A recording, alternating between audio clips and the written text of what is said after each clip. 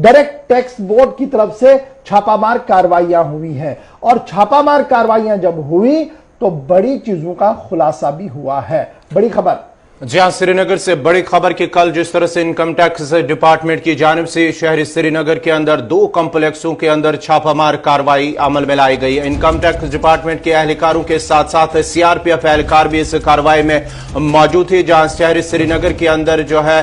2 complex जो है उनमें छापामार कार्रवाई अंजाम दी गई है। काफी देर तक जो है तलाशी कार्रवाई जारी रही और साथ ही साथ जो है कई अहम दस्तावेजात जब्त करने का भी इनकम टैक्स डिपार्टमेंट की जानिब से इस बात का दावा किया गया है। उन पर इल्जाम है, जो ताजर है उन पर इल्जाम है कि उन्होंने जो है अपनी जायदाद के साथ साथ जो है इनकम टैक्स डिपार्टमेंट को जो है छुपाई थी और साथ ही साथ जो उनकी इनकम है टैक्स ना अदा करने के हवाले से डिपार्टमेंट से कोई जो बात है वो उनसे छुपाई। इस सिलसिले में इनकम टैक्स डिपार्टमेंट की जारी छापामार कार्रवाई अमल में लाई गई। इनकम टैक्स डिपार्टमेंट ने तकरीबन कल 15 मकामात पर छापामार कार्रवाई की है, श्रीनगर से लेकर दिल्ली तक, और उस छापामारी के दौरान काबिल एतराज मवाद बरामद करने का दावा इनकम टैक्स डिपार्टमेंट की तरफ से सामने रखा गया है। 15 रेजिडेंशियल और बिजनेस परमिसेस पर कल छापामार कार्रवाई हुई है श्रीनगर के अंदर, दिल्ली के अंदर, और एक मोहतात अंदाजे के मुताबिक 2 करोड़ के करीब नकद रकूमात और ज्वेलरी को जब्त, यानी जो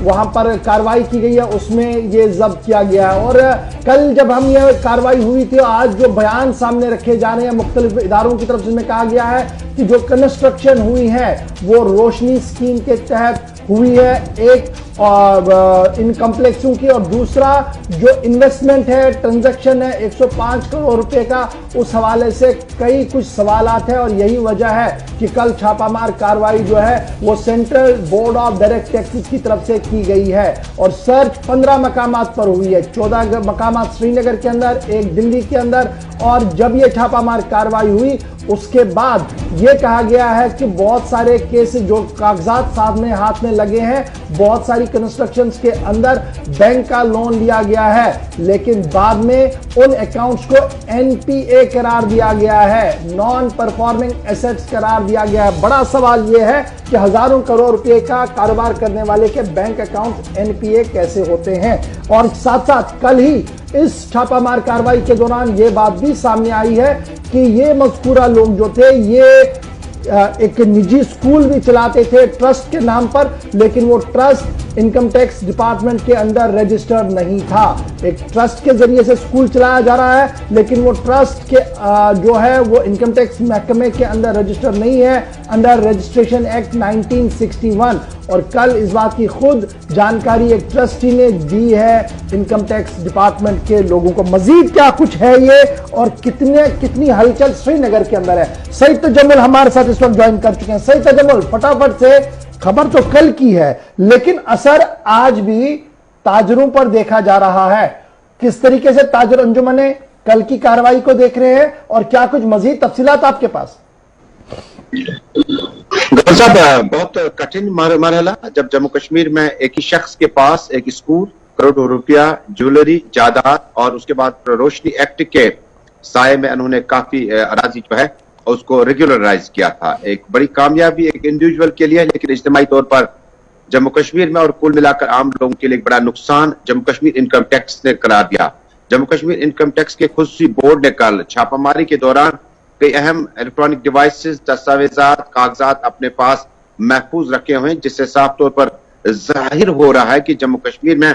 किस तरह से शबखून मारा जा सकता है। जब एक शख्स अपना स्कूल चला रहे हो और उसका महकमा इनकम टैक्स के साथ कोई भी वास्ता ना हो, तो करोड़ों रुपया की फी, दाखिला फी, एडमिशन वगैरह जो पैसा है वो किस तरह से आप उसको वैट करते थे। इसके साथ ही जो आरोप या इल्जाम है, हालांकि बाद में इनकम टैक्स की इस छापामारी के बाद हमने गवर्नर साहब कई बार देखा कि बाद में बहुत ज्यादा वो जो जंगल की खामोशी होती है ना, वैसा ही माहौल होता है। और ये इनकम टैक्स और कुछ डिपार्टमेंट जो कि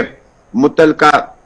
उन लोगों से लगातार छापामारी के बाद पूछताछ नहीं हो पाती है और मामला हमने कई बार देखा कि खामोश हो चुके हैं। लेकिन इस छापामारी के बाद आम तौर पर जो अंजुमन बरादरी ताजरों की है, उन्होंने जबरदस्त अफसोस का इजहार किया और सवाल पूछा कि अगर स्कूल का इनकम टैक्स रेगुलराइज तौर पर अदा नहीं करता था, स्कूल को मुत्तलका इंतजामिया ने अभी तक चलने कैसे दिया। अगर करोड़ों रुपया आपका शॉपिंग मॉल या उसके बाद जो अराजी आपकी रोशनी एक्ट के बाद आपने उसको रेगुलराइज किया था, तो उस वक्त का डिप्टी कमिश्नर कहां पे था और कागजात कैसे हासिल किए गए। खैर, ये एक ऑटोनॉमस ऑर्गेनाइजेशन है, एक ऐसा इदारा है जिसकी क्रेडिबिलिटी जम्मू कश्मीर में क्या बल्कि मुल्क भर में बहुत खूबसूरती के साथ देखी जा सकती है। देखने वाली बात होगी कि इस छापामारी के बाद क्या आपने होमवर्क ठीक से किया था, और इसके नताइज जब आप चैलेंज किए जाएंगे कोर्ट में, तो उस वक्त आपका जो वकील है वो किस तरह से जवाब देगा, और जो पैसा आपने वहां से हासिल किया इसको जवाबदेह बनाने के लिए